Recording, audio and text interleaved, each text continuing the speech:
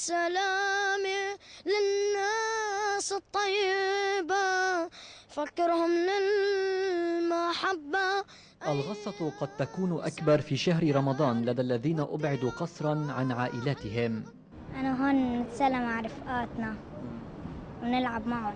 يعني أنت اليوم ليش مش عم تقضي هذا الشهر مع عائلتك بالبيت؟ ما بعرف.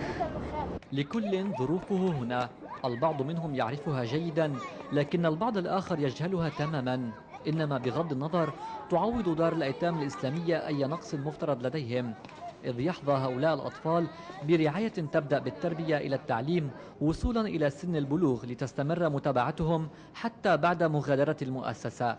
شهر رمضان الفضيل بنتصالح بين الغني والفقير، واللي بيكون متخانق مع رفيقه بنتصالح معه. المعلمات كتير بحبهم بكل المشرفات انه ملح معنا.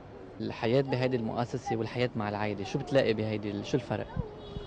بصراحة اثنيناتهم حلوين، يعني انه هون وهونيك نفس الشيء، انه مجموعين، انه هون مجموعين مع بعض وهونيك مجموعين مع بعض، انه كمان هون حلو. بلدك انسان صوت الايمان بينادينا.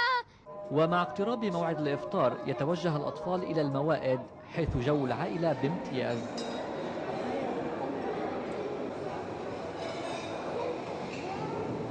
وهكذا يوميات رمضان هنا تتكرر، ما أن يقارب الصباح على البذوغ حتى يسبقه المسحرات بطبلته ليوقظ رفاقه استعدادا ليوم صيام جديد.